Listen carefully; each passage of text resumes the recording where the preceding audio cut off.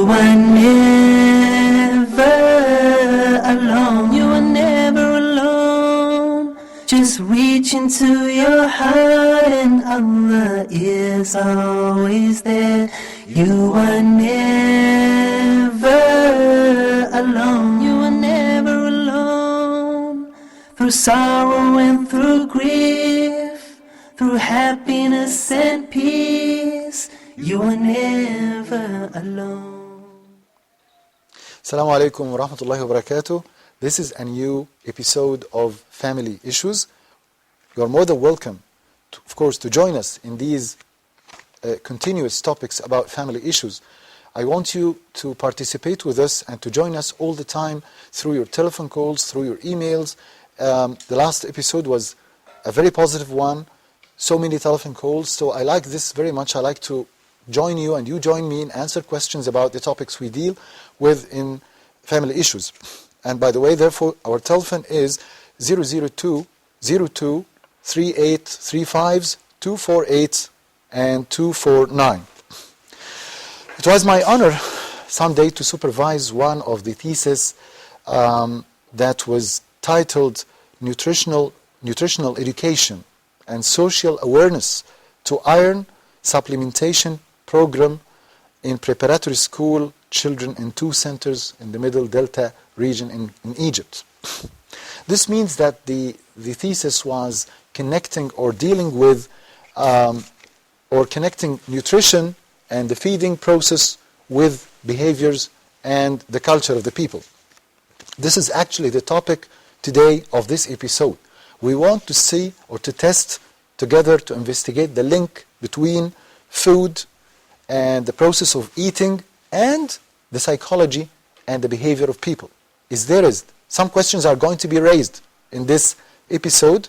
Is there a relation between the feeding process and the way we prepare food and the way we eat and the place we eat in and the atmosphere we live in during the feeding process and our feelings, our emotions, our behaviors, our psychologies? Is it true that some types of food make us happy, some types of food make us depressed? Are these phrases are true, or are these just things for media and so? Also, types of foods and drinks, do they affect our focusing, our memories, our concentration? All these issues are going to be dealt, inshallah, in this episode in Family Issues. So I want to, if you have any question, if you have any comment about this topic, please do not hesitate to join us. Let me start by saying that the scene or the situation where we eat the food affects so much our digestion and our appetite to food. So, for example, some people, eat on the ground. Some people put their foods on tables. Some people do not have even time to eat. They eat, as they say, on their feet. They are standing or walking and they are eating. This is healthy, not just for the organic part, but I'm speaking about actually the psychological part. Some people put flowers. Some wives prepare candles and prepare the whole atmosphere, the smell, the candles, they are maybe putting Quran or putting music or putting something in order to let their husbands or their sons eat in peace and feel that they are so much relaxed and make the process of eating or dining a very interesting one. Actually, out of talk, undoubtedly, this affects, of course, the mood of the person during the eating process or dining. For example, if food was put in dishes that are not well prepared, not clean, the lighting is very high, lighting system, the aeration is not good, the smells, the temperature, all this may affect the appetite of the person, even if he was hungry and he is not going to eat. And I think up to the degree that it may make the person nervous during eating. And in addition to this, unfortunately, some wives or some people, when they are dining together or eating together, they speak about problems. They speak about issues that are, it's not the ideal time. It's not the ideal time to speak about your need of the money, amount, or of the problems of your son, or why your if husband is not speaking with you all the time, and such issues during eating or during food. Even if this food was well prepared and was a fresh one, it's going to make food or eating lunch is a bad experience. In different cultures, some people call this the etiquette ethics. Some people call this a religious aspect of eating. Some people say this is a social syndrome. Anyway, in all cases, what I know, or what we should know, is that to prepare the place where we eat and speak is of much importance. And if you want to persuade me with something, if you want to tell me something about yourself, you can prepare the place in a good way in order to make me digest it well and feel happy. And by the way, as regards feeling happy or not happy or miserable, actually it's true that some types of foods that, as we are going to see in the next segment of this episode, affect the mood. And therefore so many books were titled Food and Mood. And it's a vast majority of tables that are made to classify which foods that elates the mood and make you euphoric, and foods that depresses you and makes you miserable.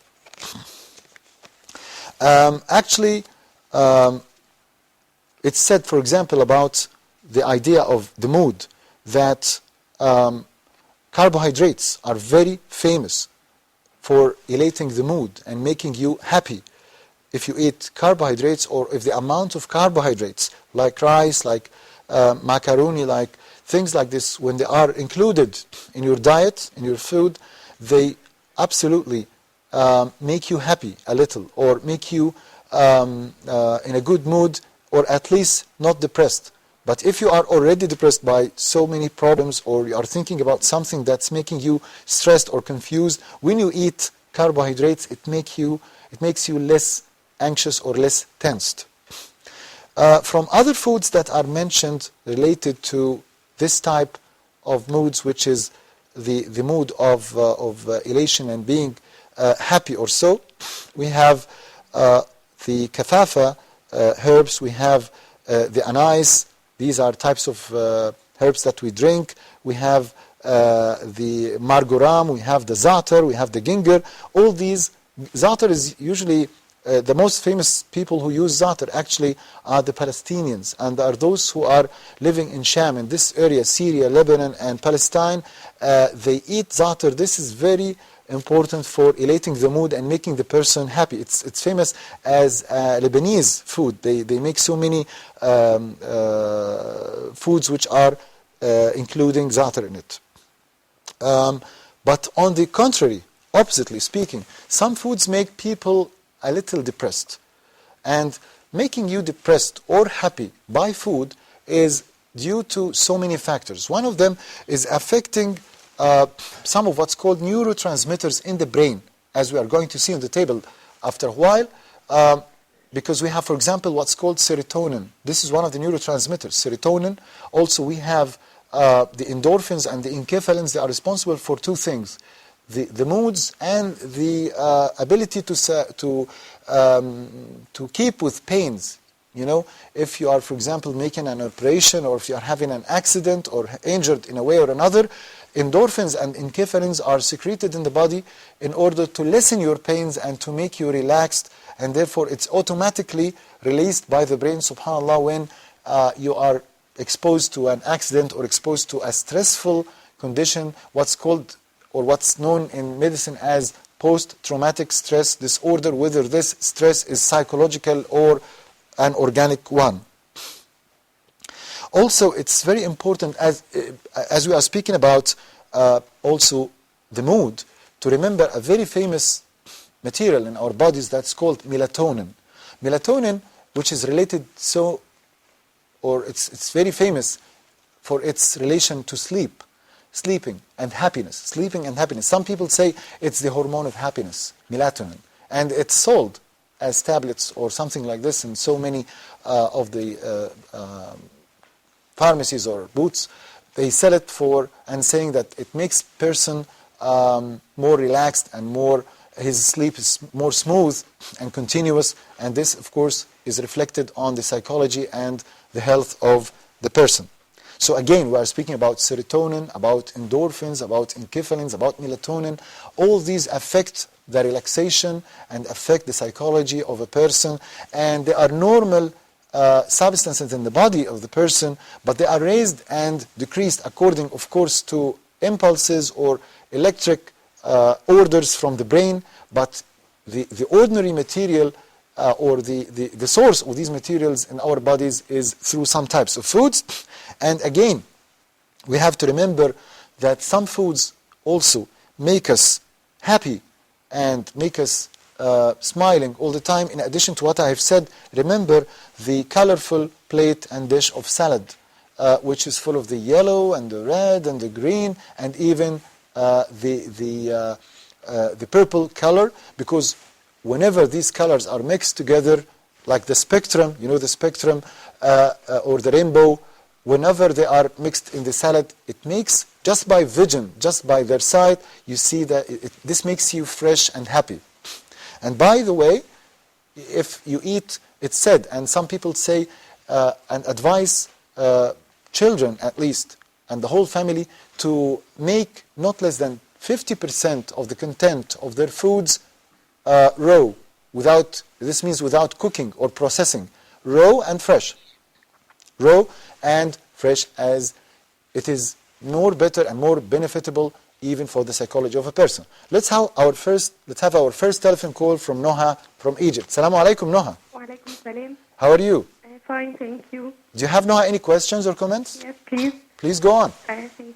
I have a 9-year-old boy. Okay. I have a 9-year-old boy. Okay. He eats too much sugar. And if he doesn't, he becomes in a very bad mood. Should I let him eat this much amount of sugar or not? Let me please. You mean by his mood, you mean that he's nervous, aggressive? Yes, yes. Some things like this. Yes. Okay. Crying. Please, go on. Yes. Just this. Thank you. Thank you. Well, I think the question that Noha have raised is very important. And maybe, on the contrary, if Noha expects that I'm going to encourage the idea of sugar, of course not in children. Maybe every one of us needs all types of substances. But I think that sugar is all the time in all the publications and all the media. People know that sugars are not that good for children. And what I can tell her is that the need of some children more than others to sugar means that they are a bit hyperactive, because it's known that those with attention deficit are in need more than others for sugar. I know some people who told me that their children steal the sugar and keep it under the beds in order to eat it all the time. So actually, as regards the sugar, it makes, maybe the adult people make them happy and fresh and are aware of everything, and their memories are good because it compensates the hypoglycemia. But in children, it's the opposite. In children, it's the opposite. It makes them angry, aggressive, hyperactive, inattentive, and so on. But let us now have a break and come back to discuss this in detail. You are never alone. You are never alone.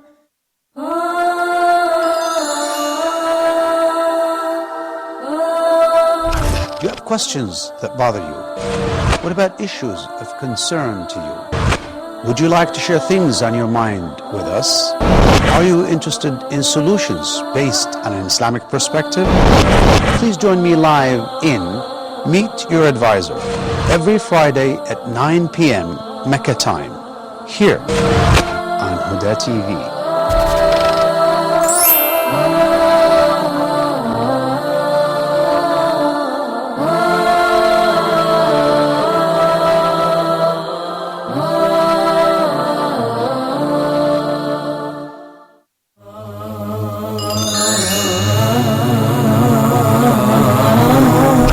Allah is beautiful and He loves beauty, So is it logical to say all plastic surgeries are lawful in Islam to bring or to regain beauty?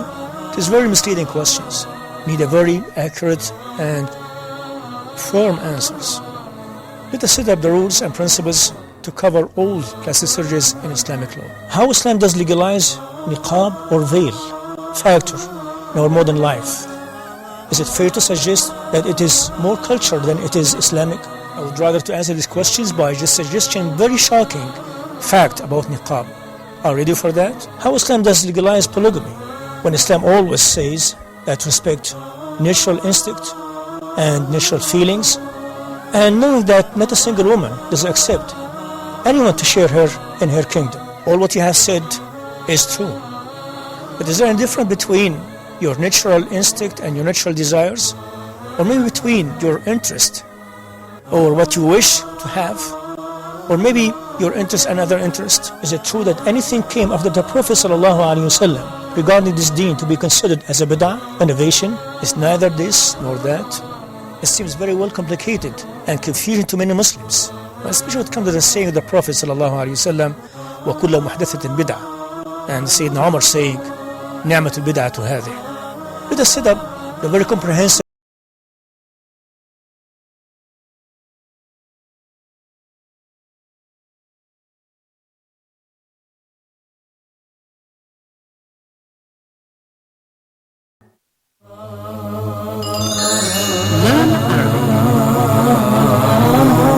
As everyone knows, today Arabic is considered as very important, very significant language.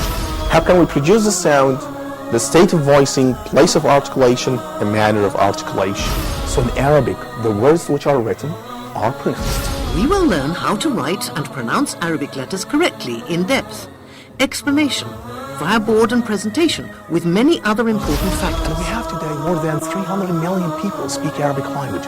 Not only in the Middle East, but you can find a lot of people speak Arabic language in Asia, Europe, North America, and in South America. What are you waiting for? Grab your notebook and pencil and stay tuned for Learn Arabic at Huda TV. You are never alone. You are never alone. Let's come back and start by completing the answer for our friend Noha from Cairo about the sweets and about the sugary foods. Because I was planning to speak about other things, but let me start to answer this first. Specifically in those children who are well known to be inattentive, moving from an activity to another activity to another activity without finishing any activity, those who are hyperactive, those who are intruding between the conversation between two persons all the time, those who are not focusing well, those who are not patient and they are impulsive, all these children are well known or famous to be known in medicine and specifically named by doctors and the American Association of Pediatrics as the attention deficit hyperactive children. And these types of children are so many and so common, and they are the most successful to my mind children, but their problem is that they are all the time hasty, all the time, as I say, impulsive, so they cannot focus well. If you let them a bit become more patient, more focusing, they are going to be much more better than other children. Therefore, we can divide, by the way, the foods that are contraindicated and the foods that are indicated or advised for these children and all our children in the following way. Please, as much as you can, do not give them sweets. 3 types or 3 groups we don't advise you to give them to these children, at least before an activity that needs concentration. For example, if this child is going to school, or if he is going to have an examination, or if he's going to have an interview, he's a newcomer and you are going to a nursery or to a school and he's going to be asked questions or he's going to be ordered to do so and so, please put your hand on the mouse, answer my question and so on. So please, it's not advised to give him 3 groups of foods. Number 1, sweets. And on top of this black list, chocolates. You know, nowadays chocolate and its derivatives are so many. For example, chocolate and cocoa syrups, you know, the cocoa syrups, the hot chocolates and the cold chocolates, and the cakes and gâteaux that are made of chocolate, the cornflakes that are made of chocolate, and the puddings. All these types of foods, like for example, this powder for chocolate for drinking, all these things are accused in the course of, if these materials are to be drunk, then if the child is going to drink them after quarter an hour at least and 20 minutes maximum, he's going to turn to be another person, most probably. If he's not hyperactive, at least he's going to be distracted, he's going not to be focusing, he's going to be shifting, as I say, he's going to be fidgeting all the time, you know, holding this and making that, and he cannot focus. Okay? If he's from the hyperactive type, I remember a word for one of the mothers who told me, he's like Spider-Man. I grab him from the wall. I get him from the wall. He's running on the wall. So it's like petrol or like charcoal in the train. The other type of group, or the other group that is not advised, or I don't want to say contraindicated, but we have to listen the amount of these things to our children, is things that are made of artificial materials or with preservatives. Like, you know, all types of potatoes, chips that are sold in the markets. All of them are full of artificial colors and materials added. These are accused all the time of making children confused, hyperactive, aggressive a bit, you know. Also, the third group that is accused by this is the group of junk foods.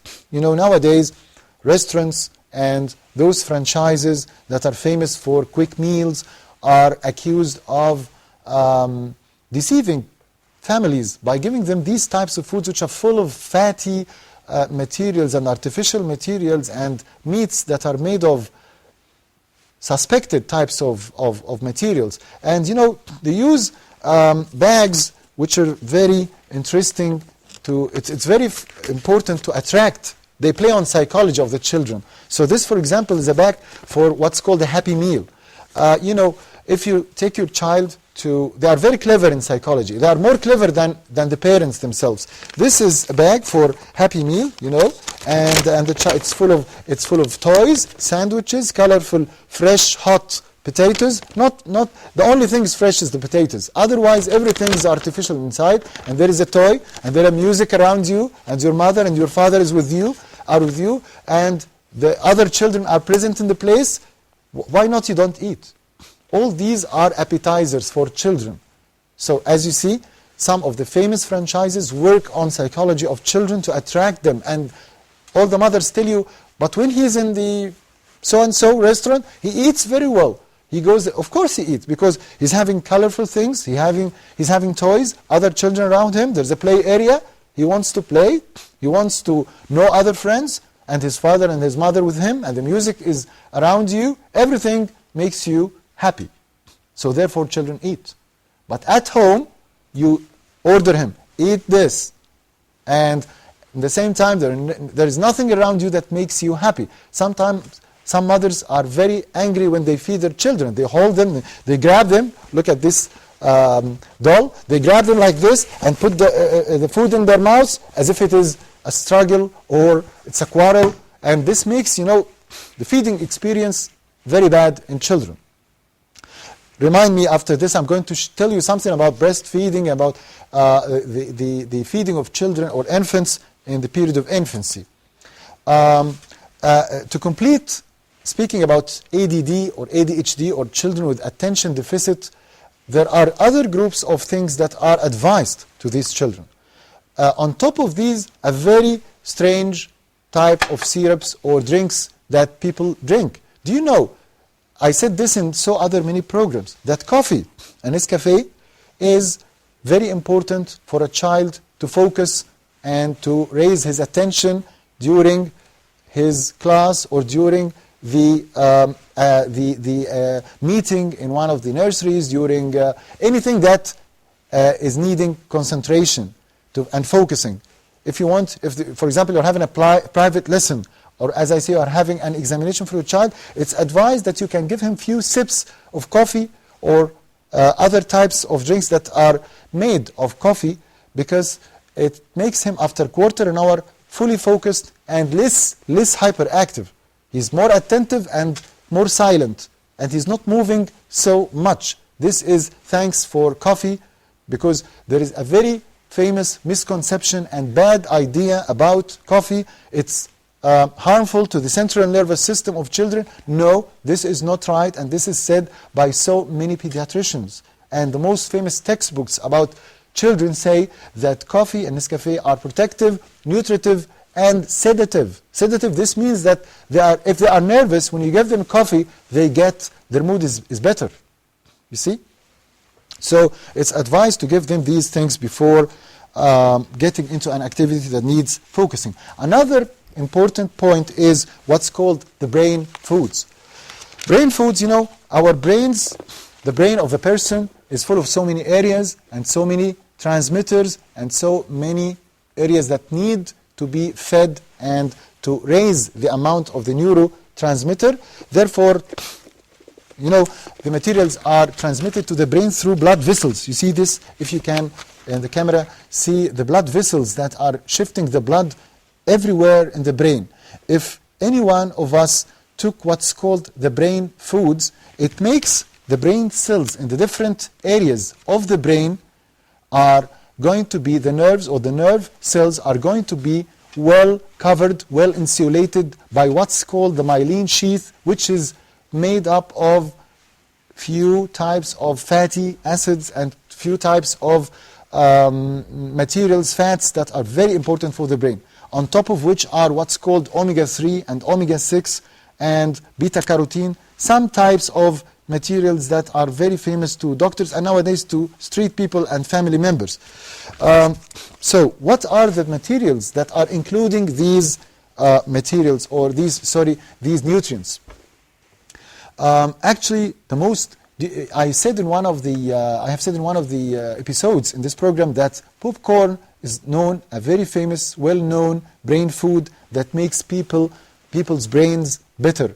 So, for example, if we started to make a timetable, every Sunday I'm going to give my child popcorn. Every Monday, for example, I'm going to give him a yellow type of food. Yellow types of food that are famous: sweet potatoes, carrots, banana, also the pumpkins, okay? All the fruits and vegetables that are yellow colored are full of what's called beta-carotene.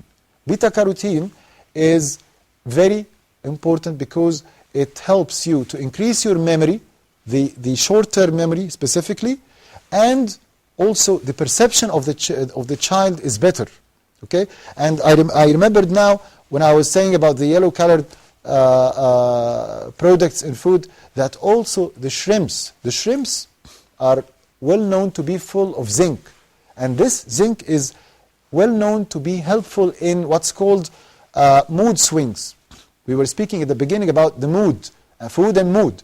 So some children and some people are known that they are having mood swings. He is, for example, now happy, and all of a sudden he gets into a temper tantrum. He got in a couple of minutes, or let us say in a quarter an hour, he became very angry. Then he becomes happy again. Happy, angry, happy, angry. These wavy or these swings of mood are dealt with by zinc. Zinc is advised in these cases, and the most famous types of food that are full of zinc, or the zinc specifically that's present in shrimps, is very helpful in these mood swings.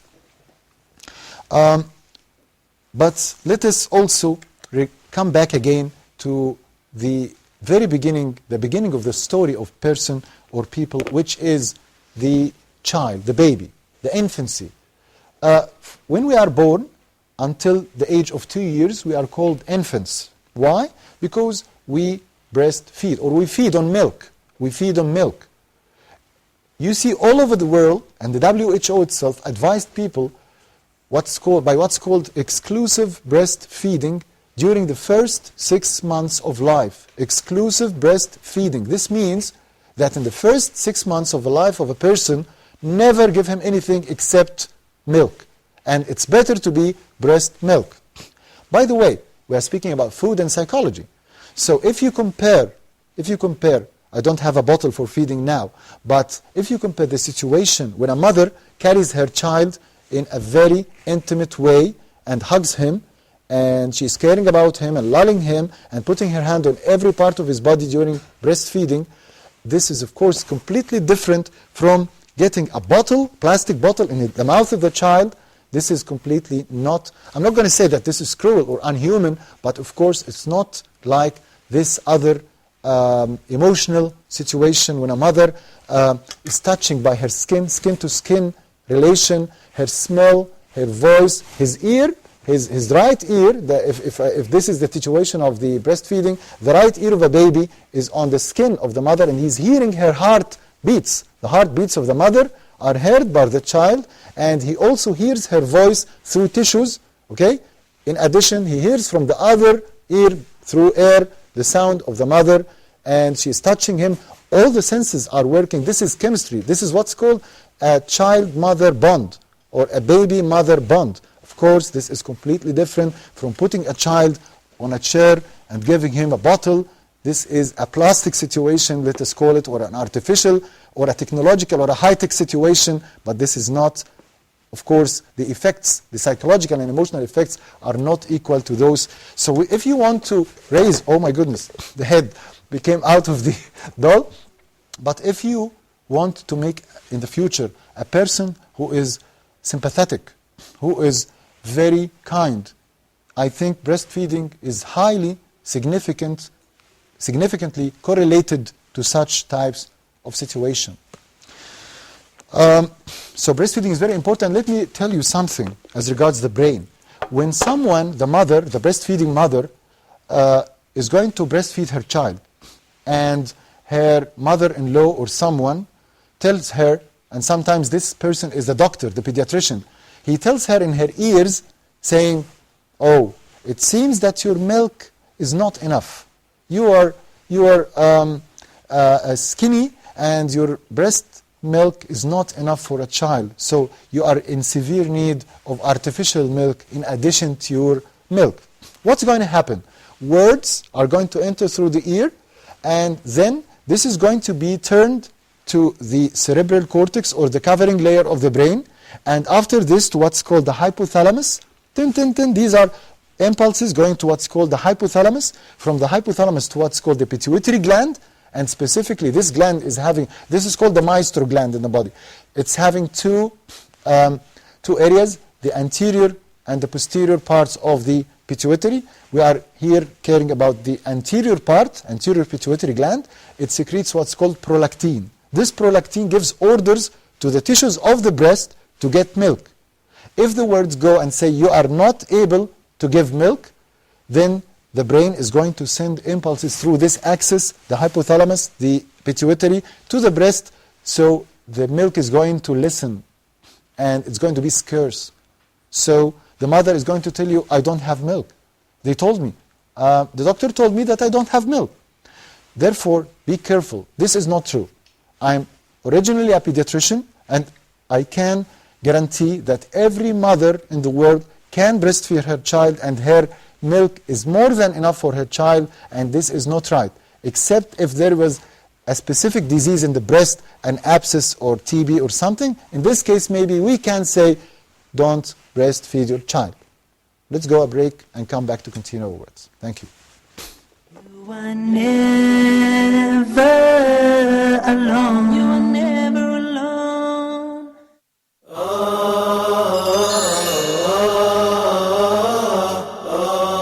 Why righteous companions? It is Islam that given us the sense of dignity. I love all of them in a way that you cannot imagine. That Umar ibn al-Khattab radiallahu anh would say something and the Quran would come down matching what he said. والسابقون الأولون من المهاجرين والأنصار والذين اتبعوهم بإحسان رضي الله عنهم ورضوا عنه. Just compare what you did for Islam with just one of them.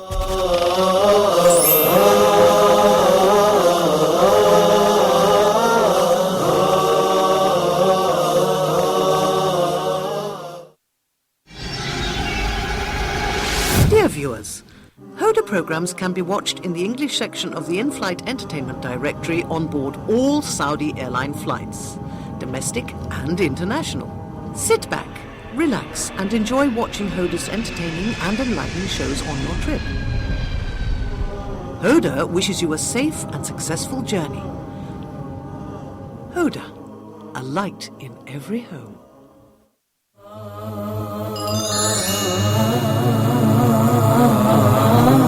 A series of programs where we look into this important topic of zakah, how to understand it, how to implement it, some of the rulings that are upon all of us, especially those who have to pay the zakah. You must understand how much in your wealth is entitled for zakah. In America, how much tax you pay if you're a doctor, for instance, and you make like $300,000-$400,000. Stop looking at how much you're paying. Zakah on the wealth of an orphan is a subject by itself. To the world that Islam has a solution for you. إِمَّا إِلَى الْجَنَّةِ وَإِمَّا إِلَى النَّارِ. That indicates he's still Muslim, but he's at risk. He may go to hell, may go to heaven, and Allah subhanahu wa ta'ala will open the door of poverty and need for this person.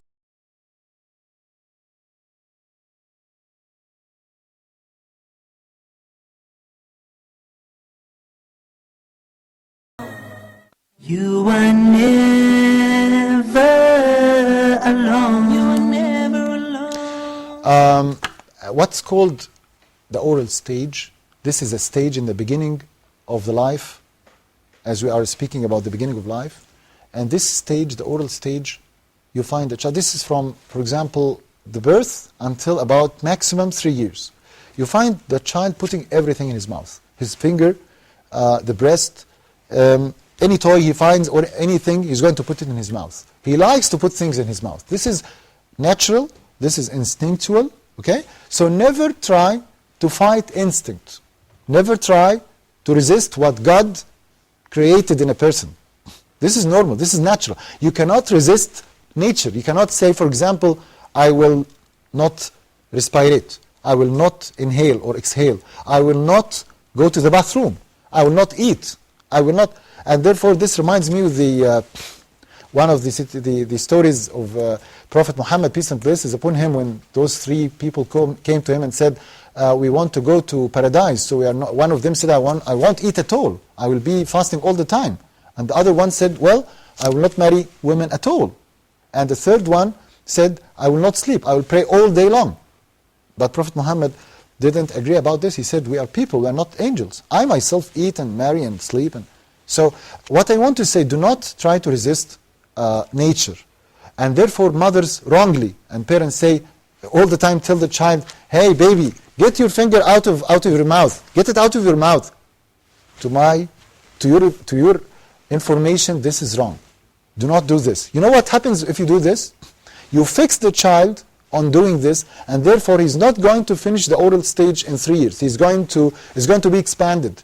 Those children who, if you find a child 4 years or 5 years putting his finger in his mouth, automatically think about one of 2 things. Either his mother and the people around him resisted him or fighted him not to satisfy himself by putting his finger in the oral stage, or there is some sort of stress around the life of this child. There is a telephone call. Abdullah from Egypt. Assalamu alaikum, Abdullah. Thank you, Doctor, for this topic. Thank you. You're more than welcome, Abdullah. Do you have any comment or question? Yeah, I have 2 questions. Please go on. What's the best food should be given for 2 years and half little girl? Yeah. To make her memory strong and intelligent. Okay. And my second question is, she's now about 3 years. Yeah. Some people say it isn't good to send her to nursery, and others say no, send her to nursery in order to be can talk a lot with kids and stuff like that. Yeah. What should I do? Thank you, Abdullah. Thank you very much. Well, as regards Abdullah's 2 questions, they are very interesting. And let me start with a question related to our topic today, which is the idea of what is the best food to give to a girl child who is 2.5 years, to build her and make her intelligent. And this is related to the idea I say about brain food. By the way, remind you, we have in every child who's going to school or to nursery to have his lunch box. It's a good idea that you give a colorful, this type of lunch boxes, which is full of different partitions to put in them, fresh fruits to put in them. To answer Abdullah's question, let me give you some ideas. As I said, popcorn, sweet potatoes, fresh colored vegetables of salad. A very important source of omega-3 and omega-6, which is the bricks of the brain, as I've said, is the pumpkin. The pumpkin and all yellow fruits and vegetables are full of these materials also. As I've said before in one of the series, the yellow lentils, they are very common and very famous, and they are very popular, and they are known to be the brain combo. The brain combo. This is the combo or the full diet or the full plate of things that is given to a child's brain. So the brain combo is the yellow lentils. Also, it's advised to give the child some types of nuts, on top of which is the cashew and walnuts. The cashew and walnuts, and they are full of omega-3 and omega-6 too. So all these foods are suggested to be given to a child in this age and above this age. Remind you also with raisins. The scientists have said that every raisin fruit is like one iron tablet, is equal to one iron tablet. Can you imagine this? If you give your child a bunch of, or in a cake, a bunch of raisins, and he eats them, for example, every Thursday, he's going to have an amount of, he's not going to have iron deficiency anemia, to my mind. So what I want to plan at the end is a weekly menu plan. A weekly menu plan. You put it on the shelf in the kitchen for every child to guarantee that every day he is going to have one of the brain foods. This is very good to raise the intelligence and the memory of a child. And be please away from sweeteners and sweets and things like this, because they distract children and they are not known to be helpful in the idea you were asking about, Abdullah, the intelligence and the memory. The second question about the proper age to enter the nursery or the school, let me give you a number. In Quran they say that God said, please breastfeed your child for 2 complete years. If you want to breastfeed your child, then it's 2 complete years. In these 2 years, never go to nurseries. This is my advice. After these 2 years, plus minus 2 months, you start to put your child in a nursery to train him to mix with other children, as you have said, to talk to them and to play with them. This is not bad. You are trying to make your child more social and more sympathetic and related to other children, and this is very important in psychology. Also, some doctors say that the GIT, or the gastrointestinal system, or in other words, the stomach and the intestine and other parts of the system for digesting food, is the mirror of psychology. You see, this is part of the GIT. These are called, this is the colon, and these are the small intestine and the large intestine, okay? These were the areas where we absorb and digest the food, in addition to stomach, but I'm not having the stomach today with me. But the point is that all the signs and symptoms in the GIT, most probably, usually, if there is no infective element in the problem, you go to the doctor and he examines you and you make investigations like stool examination or whatever, and he say it's all are normal and free. But you are still ached, you are still in agony, you are still having signs like what? Like vomiting, like making diarrhea, like having distension, your abdomen or your belly is aching all the time, you are having the feeling that you are going to vomit or spill up, it's nausea and vomiting, and all these signs, most probably they are related to psychological elements. They call it the psychosomatic way of expressing tensions and stresses. So one of the doctors wrote in one of the scientific papers in literature that 80%, more than 80% or 84% of organic diseases are due to psychological causes. Wow. This means that every one of us And this is not just applying to the GIT or to the intestine and the GIT, the gastrointestinal system. This is to all types of diseases, including cancers and bone aches and every type of disease in the body. One time I was in a meeting with mothers, and I raised a question. I said, if you want to build the well of a child, and you know that your child is eating rice. This is the plate of rice, and you know that your child his stomach he's going to be not hungry if you give him 2 spoons of rice. The size of his stomach is to be filled with 2 spoons of rice. You know this. The mother knows that this is the size of the stomach of her child. So, do you advise to give the child one? If he is sitting on the table and you are giving him the food, you are going to start to give him with 1 spoon of rice, or 2 spoons of rice, or 3 spoons of rice. This is an MCQ question, multiple choice question. I waited for the answer, and astonishingly, I found most of the audience said 3 spoons, of course. 3 spoons of rice are good. And you know that the child cannot eat more than 2 spoons of rice. All of them said 3 spoons. 2 of the audience said, no, it's 2 spoons, and 1 only said it's 1 spoon. I told her, you are the right, the one who said 1 spoon of rice. How come? People were astonished. The point is that if you are caring about the well of the child, the personality of the child, and you know that he eats 2 spoons, you have to put at first 1 spoon. You can't guarantee by this that he's going to finish it. So he's going to eat the spoon and finish it. And in this case, you are going to ask him, you are marvelous. You finished the whole spoon. Don't tell me that you can finish another one.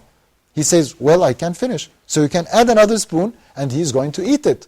And maybe he can eat another 3rd one. So, but if you put in the other way, if you put 3 spoons, and the child eats 2 spoons, he's not going to finish the food. He's going to eat 2 spoons, and in the remainder in the plate is going to be another spoon. And unfortunately, mothers comment on this by criticizing the child and saying, all the time you don't finish your food, all the time there are remnants in the plate. Oh, this is too bad of you.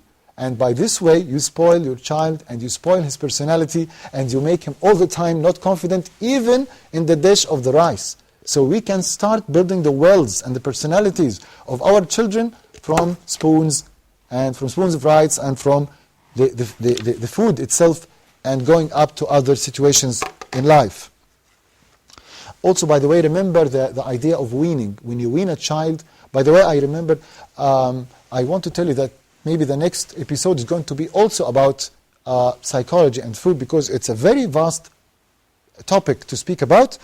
The weaning, sometimes to wean someone from anything he is addicting to or he is habituated to, for example, the way we eat, the way we live, the way we sleep, the way we deal with others, all the time, day by day, we are addicted to something. And if you want me to change this all of a sudden, of course, I'm going to be nervous, and this might make some sort of a clash. And therefore, children who are breastfeeding and suddenly are weaned yesterday, you cannot. It's unlogic, for example, to keep breastfeeding the child, for example, 7 to 8 times per day, and suddenly you finish them all. For example, the next day you say, I'm going to make weaning. Of course, this is psychologically very harmful and traumatic. No, it's gradual. It is a gradual thing. So we are, in this case, planning to make weaning in a gradual way, as God created the whole universe gradually. I think I have 1 minute to go, and I want just to add 1 point about examinations, because nowadays we are having in secondary school in Egypt, all children are preparing for examination. So I advise them, as I've said, to take coffee and such drinks before studying about 1/4 an hour. It keeps them focusing for about 1 hour. Also, we advise vitamins in the drinks of fruits like vitamin C and A and B12. In addition, as I've said, fresh fruits and fresh vegetables, 50%, this is again another advice for all people, 50% of your food all day long should be raw, not cooked. If you can do this formula, this is very, very good for the health and for the psychology itself. There are some famous drinks, especially in Ramadan and in the religious seasons, like liquor like licorice and ginger and things like this, but of course not tea. But maybe the green tea. The green tea is a good type of drinks that can be given in the difficult days because it relaxes a person. So maybe our children who are now studying in the exams and are a bit anxious, you can make them in a better mood and relaxed in order to focus well by giving them green tea while they are preparing for their examination study. I hope that all our children be successful in their lives and in their exams. Hopefully God help them all, and thank you very much to you for this episode and for focusing with us, and hopefully we are going to see you in the next episode about food and psychology. Thank you very much. You are never alone. You are never alone. Through sorrow and through grief, through happiness and peace, you are never alone. So now, as you long for your past, prepare for your future, but knowing nothing's gonna last. You see, this life is but a road, a straight and narrow path to our final abode. So travel well, O Muslim, and paradise will be your home. And always remember that you are never alone.